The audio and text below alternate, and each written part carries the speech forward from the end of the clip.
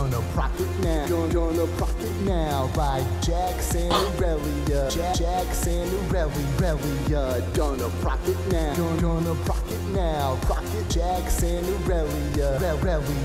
T-Force. Welcome to the rework of the T-Force. Now we going hard cause we bumping at the beat source. It's a 3-course dinner of dudes bringing the news and stats, interviews and casts from the pro scene. So fresh and so clean, like you're leaning with Nami in the bot lane. Keep it hot like brand, practicing his dot game. Give it to you easy like you're Resi in a bot game. Imagine Draven at prime time. Now ulti like LeBlanc can copy that 4 times, but manlier. Knock it up like now fight planning a family-er. You gotta be tuned in like Sona on the ad wall. Get on the chat call. Can a podcast really be all that? Of course. How do 4 guys make a Triforce? Hey guys, welcome to Trinity Force Podcast. My name is Adam pwnophobia Cogswell, and I am your host for this lovely evening. We are into the new year. It is 1/12/2015. Today, OSU. They're in the national championship. Punchinello is ready to watch. OH! Man. IO! Thanks, guys. I got nothing for you. Thanks. Chira told us like 3 Roll days myself ago here. that he will not be on the podcast because he'll be so drunk watching the, That's right. watching the game. Out of goodness of my heart, I decided to show up.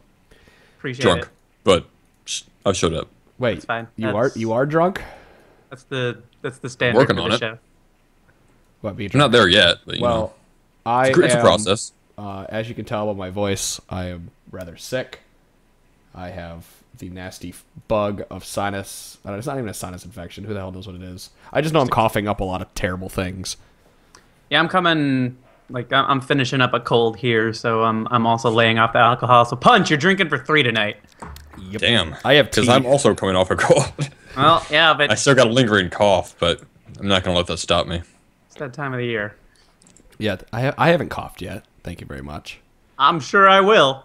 Oh, great. Thanks. Well, make sure you fill out the document. So, No promises. I am going to talk a lot here in the beginning, and then I'm going to shut up for the rest of the podcast, because if I don't, my voice is gone. Some people might like that. Some of these guys I hear might like that a lot, but we're gonna push forward full steam ahead. So if you guys follow Reddit at all, if you guys go on Reddit, our League of Legends, you may have noticed that we have a subreddit. It is Reddit/r/T-Force Network. You can also do T-Force Podcast, which redirects you to the T-Force Network subreddit. All the shows get posted there. There's daily discussion threads. There's job postings, whatever it may be, that pop up on... sorry about that. Got distracted. But there's pieces that pop up, place to discuss, place to talk, place to find all the episodes.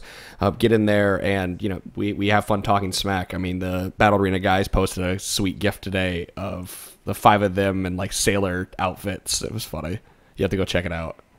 It's very strange, but I loved it. Right. Good stuff. And if you've been on there, you may have noticed that I put a call out because we're looking for somebody who wants to get experience marketing.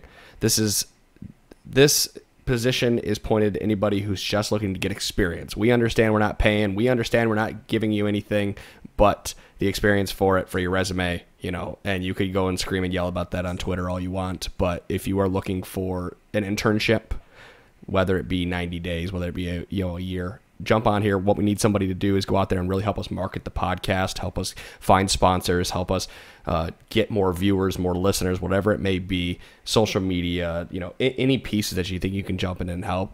Email feedback at trinityforcepodcast.com or PM me on Reddit and let me know if you want to jump in on this. And we have money, sitting in the bank from sponsorship stuff. We want to use that to further the brand, and I need help to do that. So I want to get somebody out there who's really looking to get the experience marketing to help us further the brand.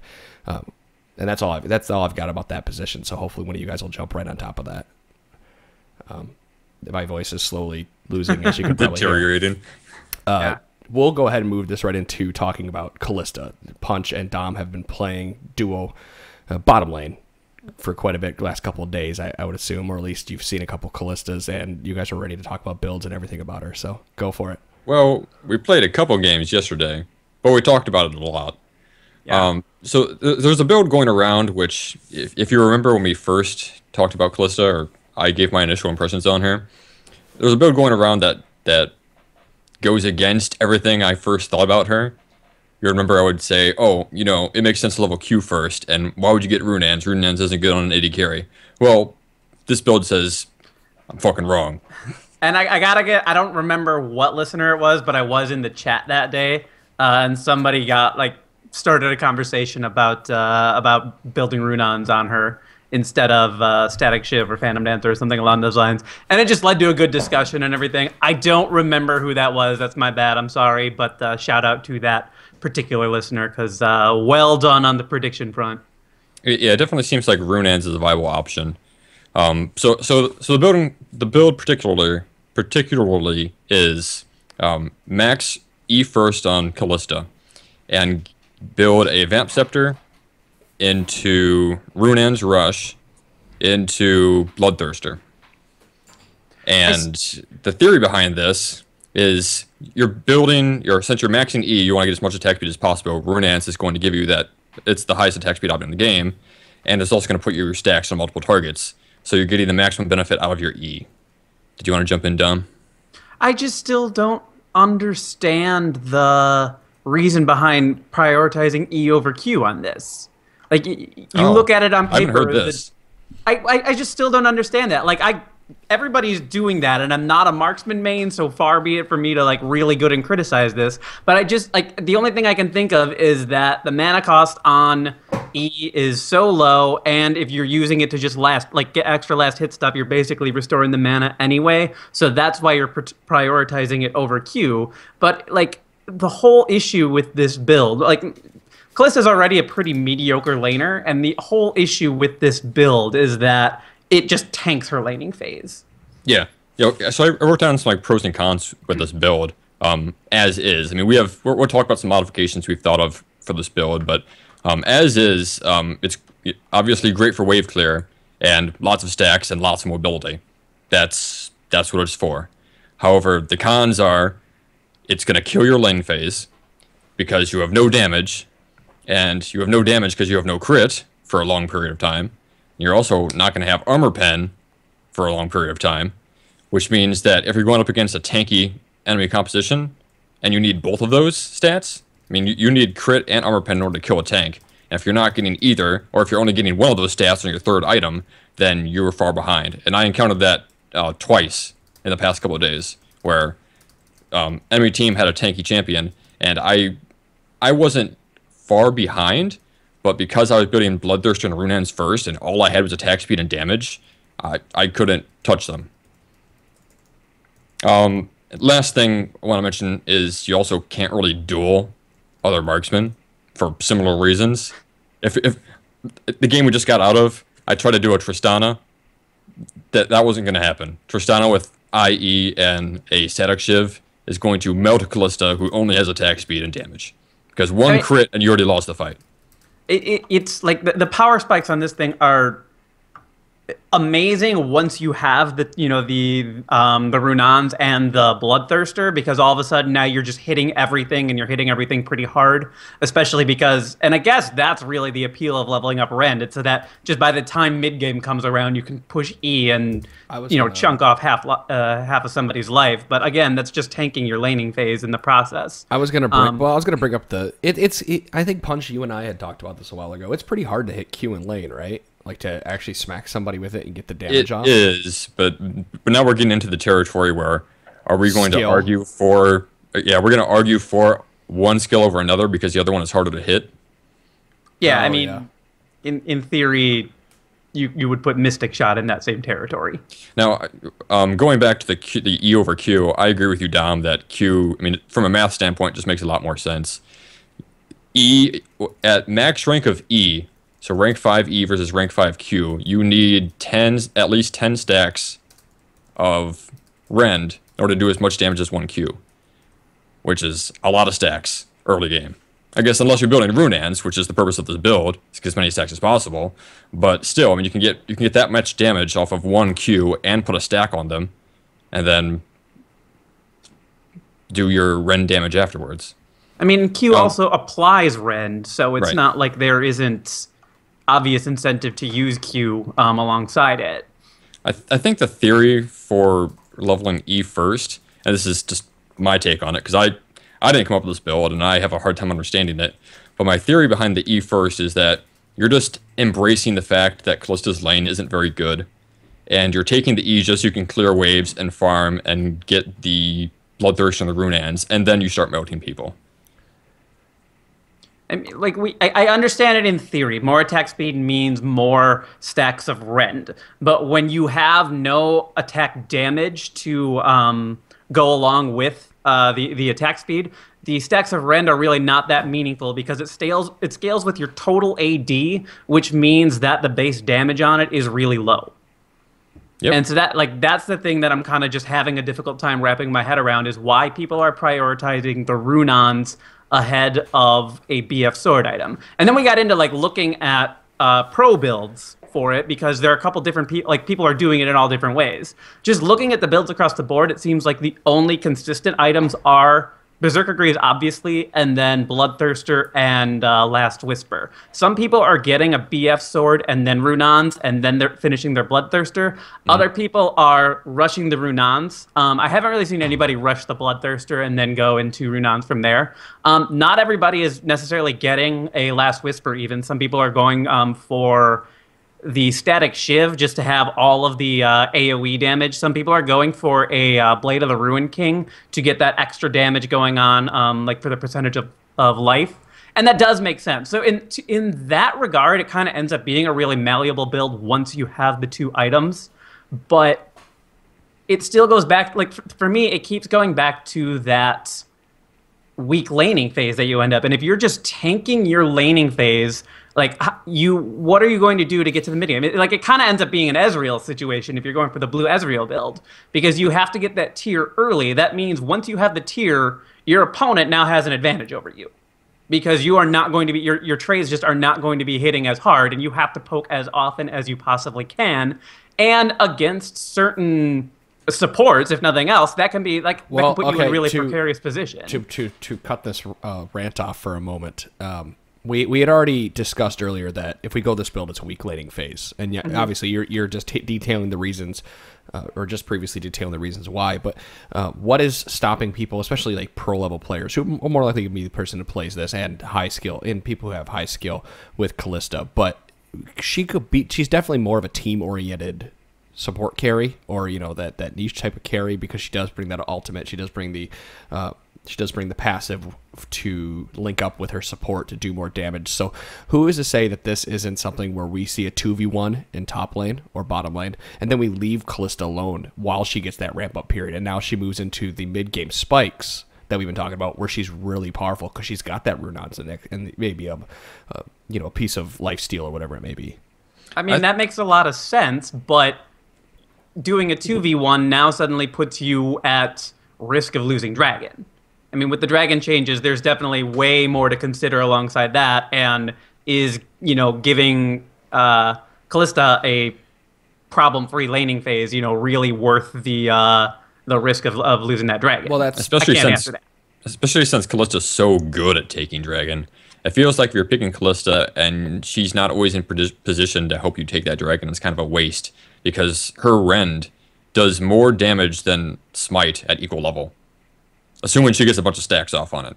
And if you're starting the Dragon, you're going to get a ton of stacks off on it. You took Dragon out from under me before I could even smite a couple times. You were like, I'm rending at 1500, and Dragon died. Yeah, it just died. Okay. Oops. Great. I think that was at level 11 or so. Right. And that was when I had Runaans.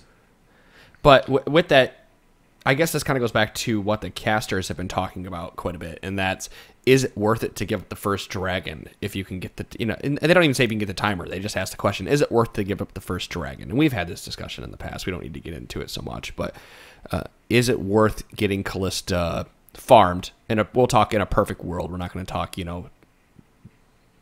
even playing field. In a perfect world where Kalista's getting perfect CS out of there, loses the first Dragon, comes in the mid game with her Hurricane and Power Spike, is it worth it to give up that Dragon for that? It depends on the strength of that Power Spike, and I'm not totally convinced that Runaan's Bloodthirster is a strong enough Power Spike mid game in order to validate that. Again, because of the lack of armor pen and crit. Sidetrack for just a second here. Anecdotally, have you guys felt like whoever gets the first Dragon gets the second one, and then it's not until the third Dragon comes around where the other team ends up really getting it? Like, you get that first dragon, and then everybody is really focused on the timers and everything and keeping control over the dragon pit. And then after you get that second one, it's like, oh, okay, like, people sort of relax about it. It just seems like it's the first two go to one team, and then it's not until that second one is down that the other team ends up really snagging one and really evening the playing field. Off the top of my head, I agree with you, but at the same time, I also haven't paid attention enough to notice if that's a pattern. Yeah, it's definitely anecdotal. I have not paid strict close attention to any of this. It does take a long time to get that third stack. I have noticed where we're in the middle of a game, a 30-minute game, and I'm like, oh, we only have 2 stacks and they have 1 stack. Man, Dragon takes a long time. Anyway. Yeah. So there's something I wanted to talk about, but we got so sidetracked. Oh, my bad. The first alteration I made to this build. So on Saturday, I tried like 5 or so games of just rushing Runaans and had mixed success. I really didn't get into late game in any of those games, so I couldn't tell how well it did later on. Games always ended after I had Runaans and Bloodthirster, or right when I was about to get Bloodthirster. But it wasn't really impressive. I mean, I could pretty much get the feeling that my early game sucked because I had no damage and only had Runaans. But it was really fun to play, and I thought I had potential. So on Sunday, I changed up the build a bit to what, Dom, you mentioned, where you get the BF sword before the Runaans. Particularly, what I did was I bought Vamp Scepter into recurve bow, boots, BF sword, and then Bloodthirster. And then I would finish my Runaans. And that felt a lot better. Because you liked that. Because to me, you're sitting on a lot of like mid-tier items, but nothing is truly meaningful. Which I don't really have a problem with. Okay. Early game, so long as I get those items completed by mid-game, and I'm not sitting on, and I'm only sitting across 2 items. Like I don't want to mix in a 3rd item here. I agree with you to a point, but like with Kalista and the way her passive works, just sitting on something like recurve bow that's increasing your attack speed is actually increasing the amount of utility that she has. Like, her number of orb walks she can get off because she can attack more quickly and jump more quickly because of that. So, in its own way, it has, a unique passive to the item, and that's Kalista can now move more quickly. It just... Well, yeah, I mean, point. I was building recurve bow when I was getting Bloodthirster still. I was getting the recurve bow in between the Vamp Scepter and the BF sword. I also should mention that I'm using 3 attack speed quints with this build, as opposed to what I normally run is just 2 attack speed quints and attack damage quint. Or you like me and you have a lot of really screwy different pages for I only what you want to do in a game. Theory. Okay. But yeah, this is I built this 3 attack speed quint page for Tristana, and now I got a second person that actually uses it. So I feel justified having it in my book. So I think one of the big things people need to look at when they're putting this build or playing Kalista is can you orb walk correctly? Can you understand how to use that orb walking? Because what'd you say before the podcast started? You felt like she's bringing back your carpal tunnel or whatever because of... Yeah, I have tendonitis a while back, just from being at a computer all day at work and then playing League of Legends all day afternoon. But yeah, that went away eventually. And now I feel pain in my wrist again because I'm clicking so much with Kalista. She just requires that intensive level of micro. And like worse than Draven even? Did you ever play a lot of Draven? I did play. I've never seen you play a lot of a full week of Draven once. Nothing but Draven. Until they banned him one game and I was pissed off. But no, I never... Draven is definitely more intensive, not in the level of Kalista. Okay. I mean, they're definitely way on the left side of the spectrum or whatever as far as... I think we've all watched Sneaky Player once, and the number of clicks that you hear from his mechanical keyboard and his mouse, it sounds like he's a StarCraft player. 190 APMs. And after 2 Kalista games yesterday, and then the 3rd game was a blue build Ezreal game, it felt really, really weird. I was still clicking as if I was playing Kalista. I was clicking in between my auto attacks and canceling them, and then cursing at myself for missing last hits because I was clicking too much. So it takes it's a conscious effort to go back and forth between Kalista and anybody else, or at least Kalista and somebody that has no attack speed, like blue build Ezreal. Yeah. So back on that first alteration of that build I had, which was again Vamp Scepter, boots, recurve bow, BF sword, and a Bloodthirster. Dom, you brought up building Berserker Greaves instead of the recurve bow, and saving the recurve go after the Bloodthirster.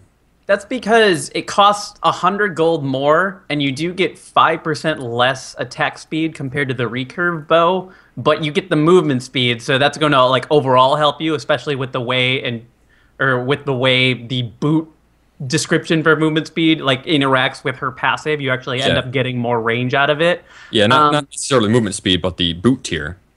Like if you're just comparing attack speed, it's a negligible difference in everything, and then if you are comfortable going from just like with that level of attack speed into Bloodthirster and then starting your Runaans from there, to me that makes the most sense, instead of having to like basically sit on 3 daggers throughout the course of the game before you finally finish your Berserker Greaves. And that's what I did today, actually. I instead of going... You got a chance to try it. I did get to try it. It's not that big of a difference, because it's only 5% attack speed difference, but the distance on your jumps is noticeable, and definitely very important. Now, I'm looking at Sneaky's build right now, where he did Runaans, or he builds Runaans first, he rushes Runaans, and he gets Berserker Greaves before he builds any of the daggers or the Bloodthirster, recurve bow for Runaans. So he builds Vamp Scepter straight into Berserker Greaves. And I think it's really important for Kalista to get that tier 2 boot spot. So you have your tier 2 jump range. From a pure efficiency standpoint, that seems like the best way to do it, because you're gonna get the boots at one point or another anyway, like within the course of building these items, just because at a certain point you need to have them, or you are going to die every time you get ganked. Yep, I totally agree. And you have enough attack speed with the triple attack speed quints and Berserker Greaves that combining the attack speed and the tier 2 jump, you can chase people all day. I mean, no one's going to escape you. You can just keep following them forever. Chase or run away all day. Or, yeah, you can also run away all day. At that level, anyways. But, I mean, one of the big benefits to rushing the Runaans is... there was one game where I chased somebody from my tower into their tower, just attacking them the entire way and jumping after them. And I had so many stacks on them that I managed to blow them up. And I'm like, yes, this is fantastic! That was like the only time rushing Runaans actually worked out. Is when I could chase them all the way through the lane and get an absurd number of stacks on them before I can hit rend. So we played 3 games yesterday. 2 of them you were playing as her, and 1 of them we were playing against her. And then I like our spread of games where you were playing as her, because one of them, like, everything was really going our way and working in our favor, and the other one we were very much behind and ultimately lost that game. When you are behind going this build, did you just feel like useless? Yes. Did you feel like there was anything you could do? Okay. I felt the feeling is strong just because I got it out of a similar game right before the podcast, where the enemy team was tanky enough that they could get away with low health, and I couldn't finish them off. If my run doesn't finish them off by the time they're escaping, then they just walk away scot-free, because I can't really do anything else after that. I'm banking on the backloaded damage of my rend to kill people, and that's it. My auto attacks don't do that much damage. I'm attacking a lot, and I've got the damage from my BF sword and Bloodthirster, but I'm not critting and I'm not penetrating armor. So I'm really just focusing, or I'm really hoping that the large amount of stacks that I get off will kill them. And you look concerned. No, I'm trying to remember. Were you building Static Shiv every time? No, that was today. Okay. What did you think of that? Somebody mentioned over Twitter today that Static Shiv third item was a viable choice because of the amount of procs you get off of it. I think particularly he mentioned every other attack it procced. I think that's... yeah, I think he was exaggerating. In the game that I just played, it seemed to proc every 3rd or sometimes 4th attack, which was good, but at the point of the game that I got it, the proc on that item isn't really that impactful. It's around let's see, when did I get it? It should be around like the 25 or 30 minute mark that you would get your 3rd item, assuming you're not getting fed. And you don't have the supporting crit chance of Infinity Edge that you would normally have, so odds of you getting the crit procs are not that high. Do you gain more stacks on Static Shiv the further you jump away? I would assume so. Does that count as movement, or does the one hop count as one unit of movement? I wasn't able to measure it. I really want to test that out, and that is something we can do in a custom game, just to see if the distance attributes to it. Although it would be hard to measure, but Yeah, you would have to. I assume it does, since it procs so often, as opposed to just a flat amount of stacks every time you hop. Right. But again, then you have to be like absolutely focusing on the attack, like attack, move, like going back and forth like that to maximize the procs, and that's hard to do. It's hard to do, but when you're playing Kalista, you just kind of get into that rhythm anyways. I mean, I'll be clicking back and forth even when I don't need to, like at Dragon or at Baron. I have to like force myself to stop clicking. Like I don't need to move anymore. So you I can can just stand here and attack. Get a few And more then I'll attacks get like one of Baron's attacks and be like, damn it, I should have moved. Jump right into it. Right. Yeah, there is such a thing as moving too much with Kalista and jumping into somebody or something that you don't want to be near. So did you like it as a second item or as a third item or no overall? In that one game, I did not. Okay. I would have rather had a Last Whisper, but then I've got 3 items and zero crit, which is a problem in itself.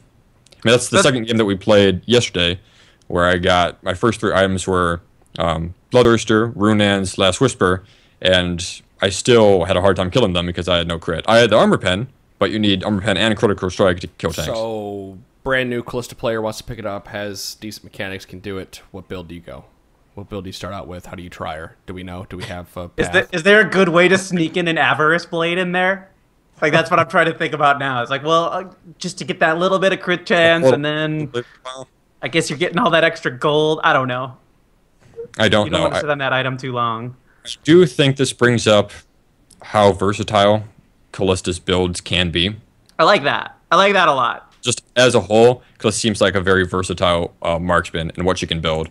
Because she's not limited to Phantom Dancer and Static Shiv. She can also build Runaans. And she can also build those items in different orders, as opposed to just getting IE first and then your Zeal item. She can build Runaans first, even though I don't agree with it. Sneaky's making it work. Some people are making it work. Well, and Wild Turtle is going what? BF Sword and then Recurve Bow? I didn't see that build. I know you talked about it. And I know he built BF Sword before he finished his Runaans. I mean, they're all playing it in solo queue. It's not like these are arranged team games or anything. So until LCS, Keep just testing this out. They're trying to get a feel for how good is Runaans and what is Kalista's perfect build if she has one. I don't know if she has one. I think her build just changed game by game depending on what she needs. She must be available first week, considering how many people are practicing her. I would think so. I think we'll probably first week. We're going to play it on 4.21. That's next week, isn't it? Yeah. No, it's the 27th, isn't it? It's 2 weeks from now, I think. I'll check real quick.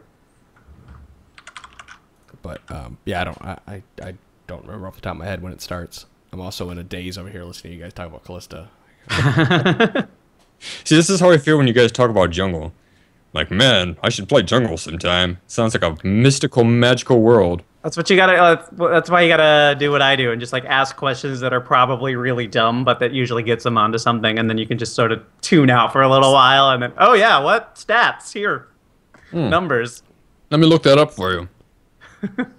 Yeah. So the last thing I want to, or not the last one, but the next thing I want to try with this build is I want to fit in an Infinity Edge instead of a Bloodthirster. I would really like to try that.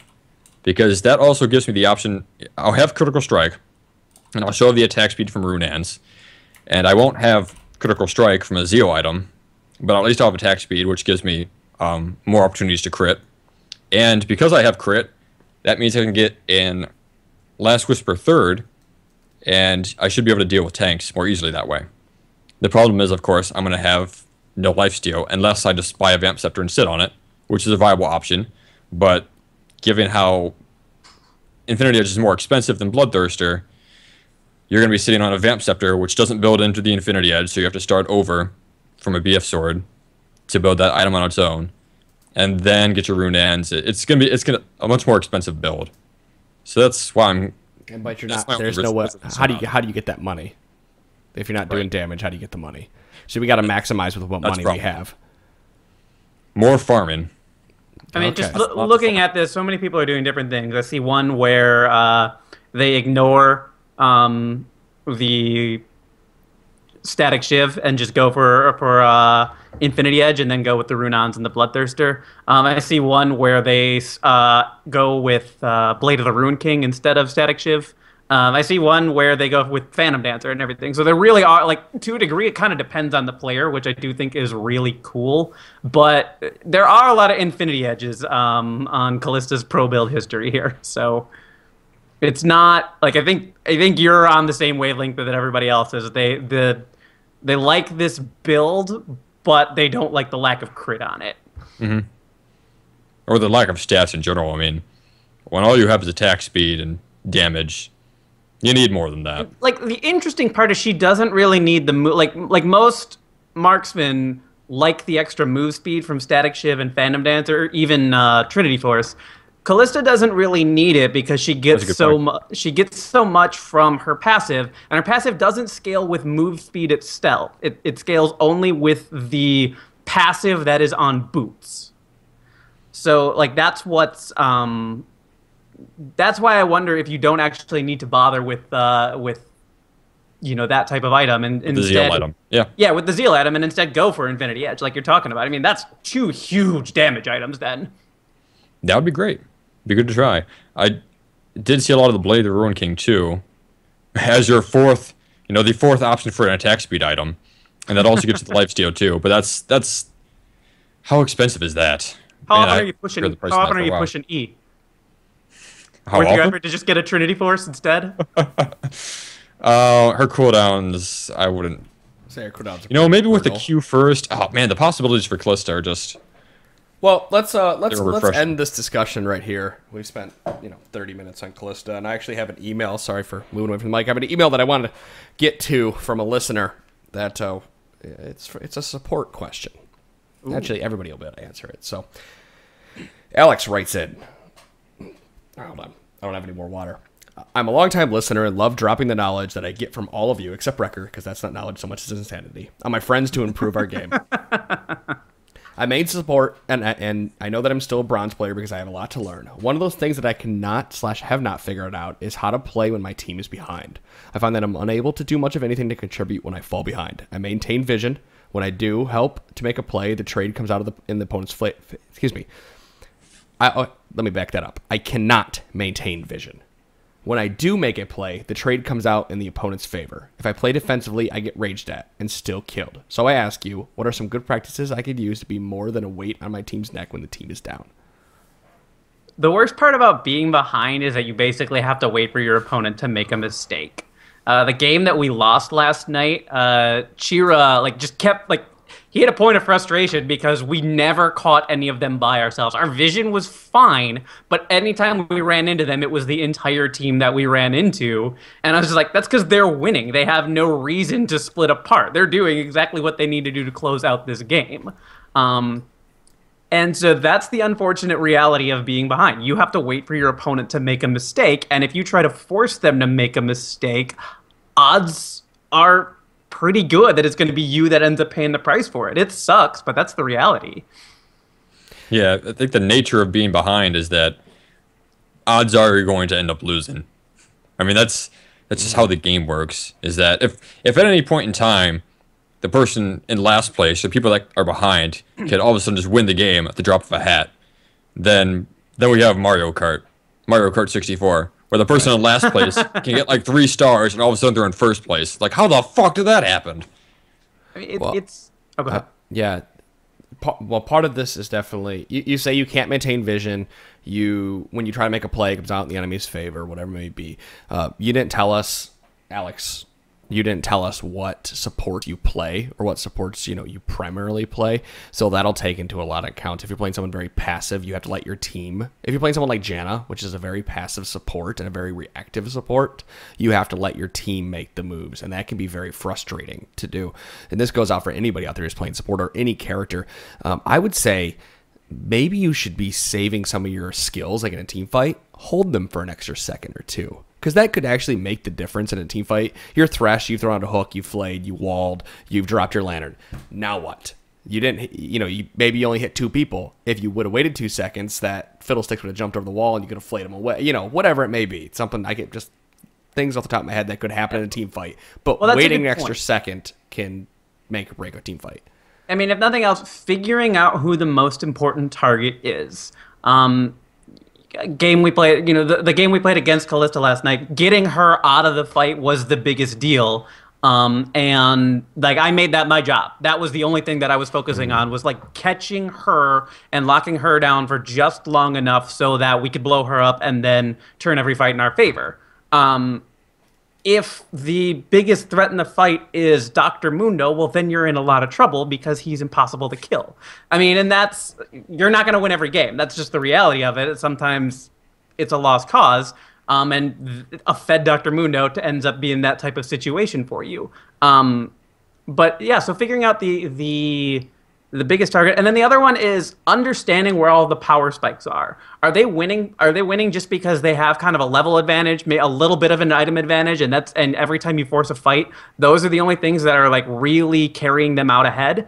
If their item advantage is small, what you need to do is pull a CLG EU and just kind of hole up in your base, farm every single wave that you can. If they engage, they have to engage you on the tower, and then all of a sudden now you have an advantage. And the more you can close both the level gap and the item gap, the better chance you have of ultimately turning the game around.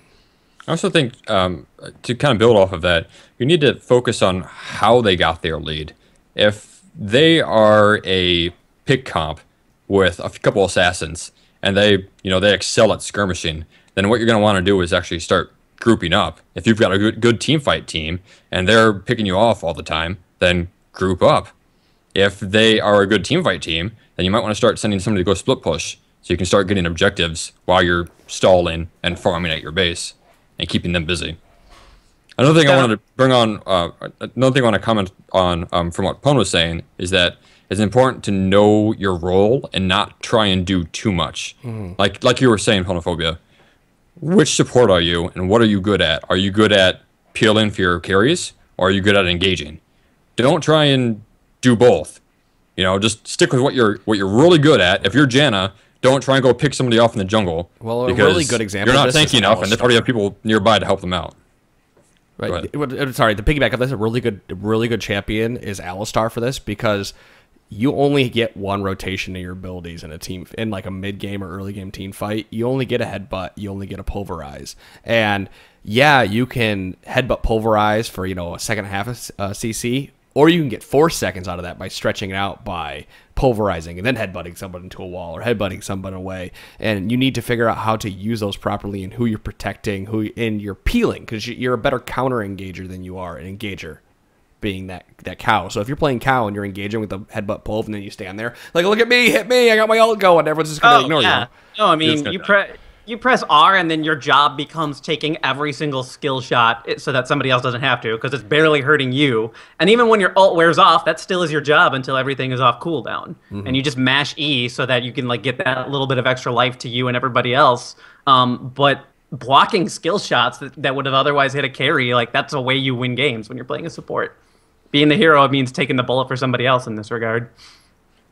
Now, he mentions that he can't gain control of the vision, but I think he has a feeling, or that he already knows how important it is to get vision when you're behind, and that it's just really hard to do.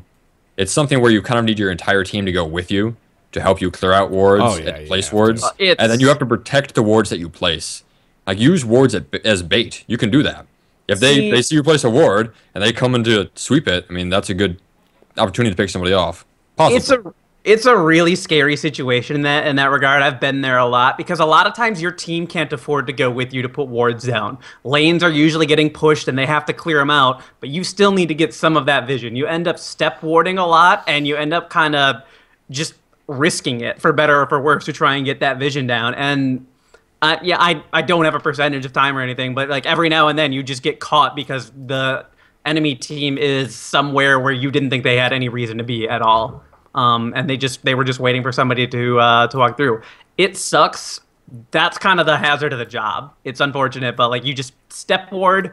Sometimes like don't go out any further than you feel comfortable going. If you don't feel comfortable going past wolves or just past the golem camp on the other side, then don't do it. Just get the wards out that you can, and then go back, head back towards your base. That's a little bit of vision that you didn't have before, and it might give you something that will help your team. I'd say at the very least, you should at least have a partner go with you when you're warding. If you can. Not everybody in your team is going to be too busy, especially when you're behind, to go with you to ward.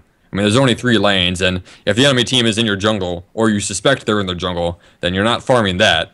You need to help clear that out. I mean, at the same time, almost everybody would rather go and get all of that gold for themselves, and it's really hard to convince somebody over chat in the heat of the moment that you need a bodyguard so that you can go and... From a solo crew perspective, yeah, you're right. Yeah, I mean, and even from that matter, if 2 people run into 5 of them, great, now you lost, 2 people on your team instead of just the 1. I'm not saying don't go, I'm not saying always try and travel alone and everything. It's just sort of it's a shitty spot to be in is what it really comes down to. If you're warding, if you're going to get vision, this isn't just supports. Sometimes warding and suboptimal locations are the most optimal locations to ward in. We'll say over, how you can, there's that little wall over the back of the wolves. You can ward over that rather than walk all the way in and put a ward at blue. Because normally you'd ward at blue or you'd ward behind blue in the bush. Well, you can't walk out that far because if you do, you're more than likely going to get picked off. So just ward in little places that give you enough vision that then you'll know the person's at least not there. So you can see them try to sneak up on you. You can see them try to walk toward an area. They can see you try to set up rape bushes or whatever it may be, as long as you're paying attention to the mini map. You just have to do with what you're given, and don't try to give more.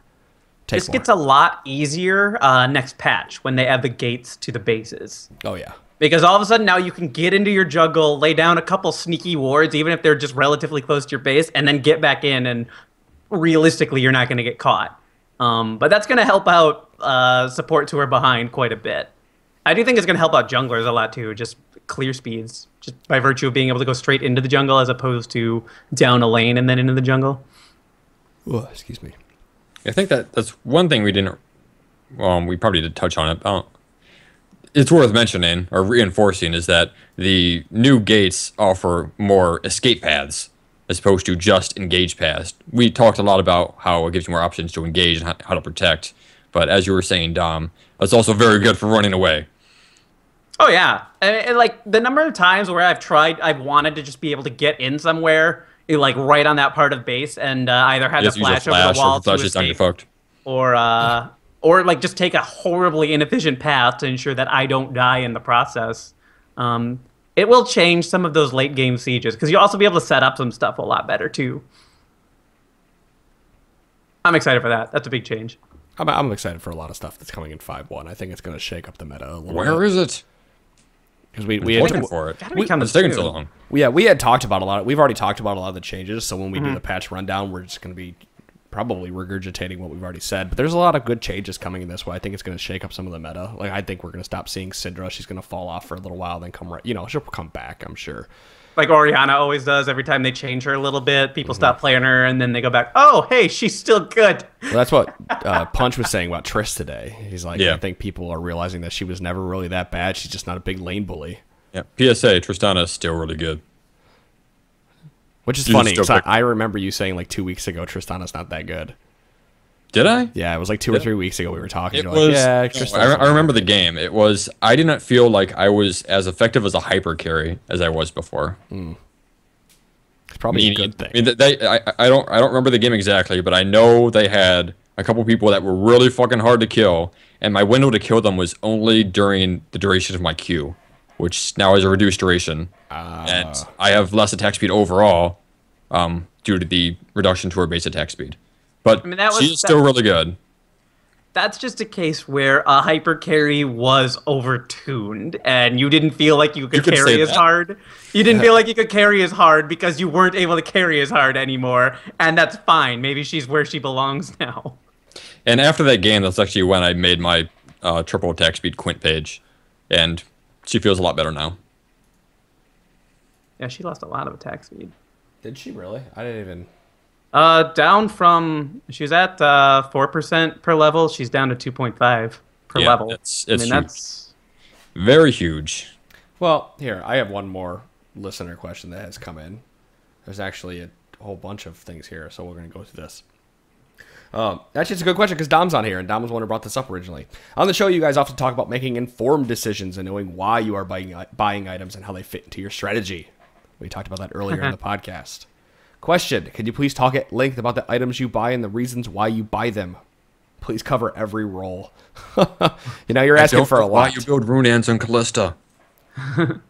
I built Ardent Sensor on Alistar last night, but we had, what was it? Ezreal, who's going to get some from attack speed. We had Udyr, and we had one other person that was going to be getting something from attack speed, and I was just like, you know what, fuck it. This is a good item for this team.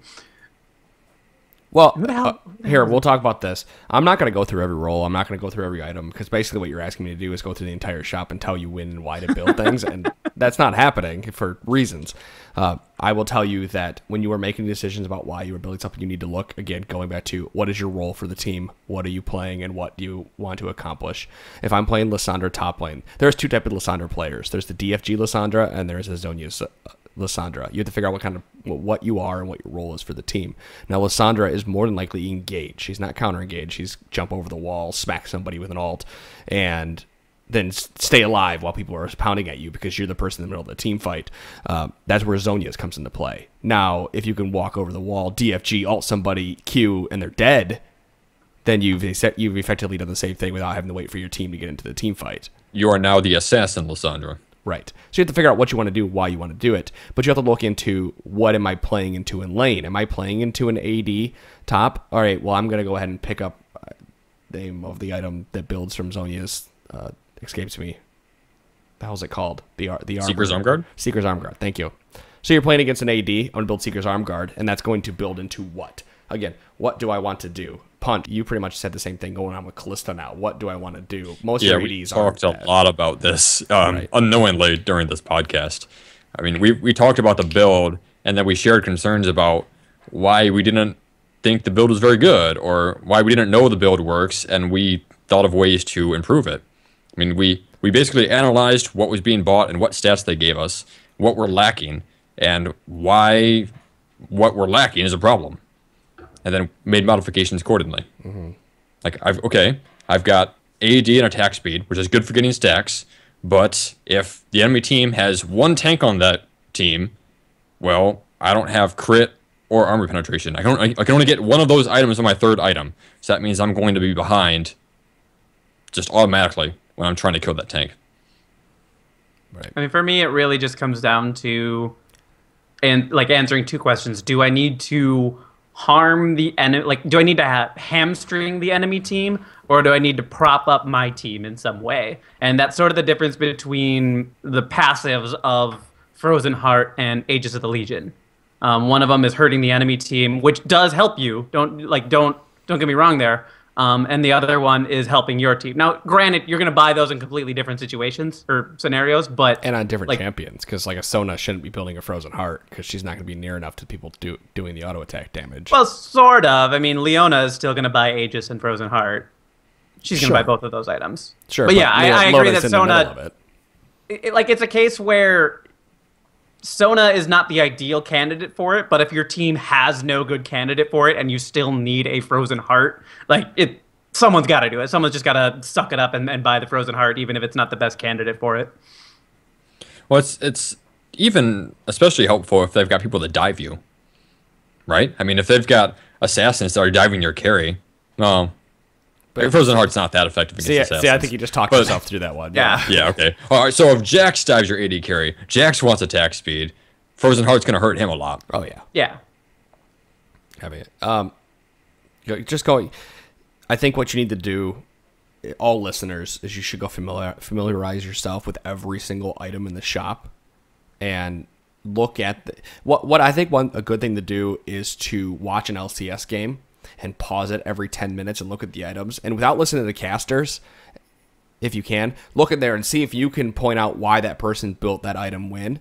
Because when you can start doing that, you'll have a better understanding of how items are being bought, and you'll have a better understanding of how to buy items properly. And I think the LCS is a good primer for that, because at 10 minutes you could look and say, okay, the score is 2-0.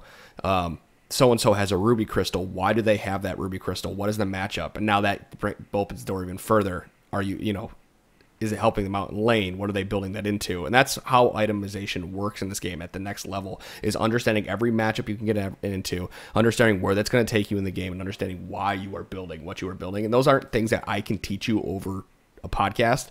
That is something that would have to be taught over the course of 200 games. The worst thing that guides on solo mid, mobile fire, any of the places out there, the worst thing guides do is just train people to follow a specific build order that somebody else came up with because it worked for them. Guides are a good reference material for people who need to get started on that type of thing, and if you don't know what a champion is supposed to do in that, etc. But you really need to step back and think about why you're buying the item. Like think about why you're buying a certain item over something else, and either, you know, whether or not the other item would fit your playstyle better, or a different item would be better for the specific circumstances of your game. It's really bad to go into, like, for most champions. I think marksman kind of is the exception here. Yeah. But for most roles, it's really bad to go into a game saying, I'm going to buy this, this, this, and this, because so much can change from minute 1 to minute 25. Yeah, my builds are pretty malleable as of recently. You can look at my don't look at my jungle Shen build that I had from the other night. That's a funny one. Pay no attention to that build. I built Magus on Shen because I wanted the 20% CDR and I wanted the AP because I was ahead enough where I was doing damage and I wanted to clear a little faster. Then I went right into static Shiv because I'm like, well, my team is ahead enough and they have the engage. I'm just going to split push really hard with static Shiv and then join my team. And I mean, it worked for the situation. And I had my reasons for building it. Should I have actually gone full tank, Shen, normal? Yes. But I know but I knew my limitations once I built the item, and it didn't hurt the team for me to build that way. I'm a big fan of making custom item sets, and I have 3 different sets of items just specifically, you know, for different circumstances and everything. I have one that's just all offensive items that are going to provide some sort of utility to the team, one that's all defensive items, ones that are just strictly utility, and that's stuff like Zeke's, Mikhail's, Twin Shadows, that type of thing. I have a set of core items that I find myself building on different champions pretty much every game. Wow, I'm a real good talker. But that type of stuff, like, for me, that's really helpful because I know what I want to build in different scenarios, and so I can just do it quickly.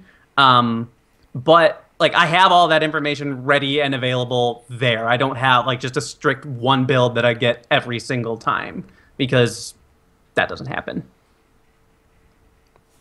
Yeah, I'd say we pretty much covered it. So sorry that we can't give you exactly what you're looking for. However, what we can offer is Bronze Boot Camp. We can offer Battle Arena, and those guys are going to tell you yes or no to build an item.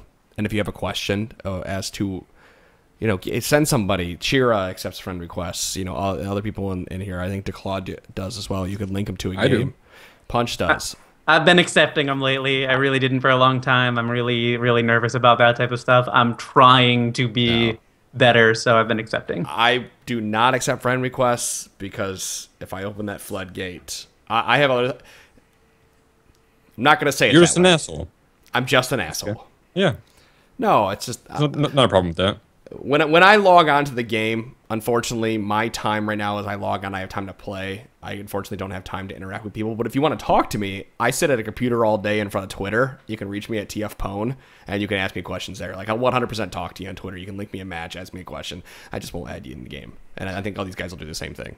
Yeah, Twitter's a great way to get a hold of everybody. Daze is really good about getting back to people quickly.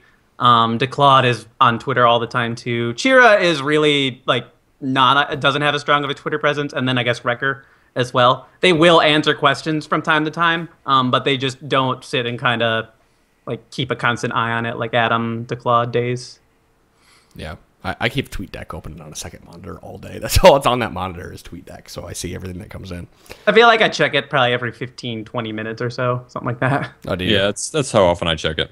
It can be really distracting at work, so it's sort of a dangerous floodgate to open, but I've kept it under control for the most part, so I'm pretty good about it. Except on weekends. I'm terrible at Twitter on the weekends. I just got an important question to change the topic here. Yeah, go for it. Your wall of shame is empty. Oh, you mean what happened? You mean this thing right here? Oh, okay. Ooh, there it is. I feel much better now. And I mean, seriously. and your belt, is that it's around here somewhere, right? Punch, I don't know what you're talking about. Are you talking about this thing right here? Oh, you polished it, I see. Oh, absolutely. Beautiful. I spit shined it. You know, actually, I used tears of all the people complaining on Twitter about these games that are coming up. I took their tears in a bottle and I use it every night to give it a nice polish. Yeah, tears work the best when you're polishing your championship And then belt. you brushed your teeth with the leftovers. Oh, no. I use this picture in tears, and that's what I clean it with. That's fantastic. I'm glad you're on top of things. I had a moment of doubt because I didn't see. No, don't ever worry about your top the wall layer. of shame, but now I feel better. Always remember, the banhammer can do and play anything. Really? Can he? What about Riven? What about Riven? The banhammer can do and play anything. What about Riven? Absolutely. Not even. You can't play Zed either. The guys, that's episode. I'm gonna actually end the podcast now before this goes somewhere. But this. So, someone pointed out to me you didn't mention the sponsors, What sponsors? NatureBox, Audible, etc. That is because they are played at the end of the podcast. Oh. But yeah, you guys go check them out. Like I said, we're looking for bigger, better sponsors. Audible, NatureBox, those are great, but they don't. They're there to help supplement little pieces of the show because those advertisements do not pay out huge, but they are very helpful. So if you want to use those and you are still interested, please do go use them. bit.ly/tforce nature, bit.ly/ or what is it? audibletrial.com/tforce podcast. I think it is. I don't know. It's on the website. Sorry, I don't know that one. I haven't used that one in a while. They are very helpful. Please do use them. They do support us, but we are still trying to push forward for bigger and better things. So guys, that is episode number 225 of the Trinity Force podcast. I'm gonna go take my belt and wrap it around my waist or something, guys. That's it. We'll see you. See you guys.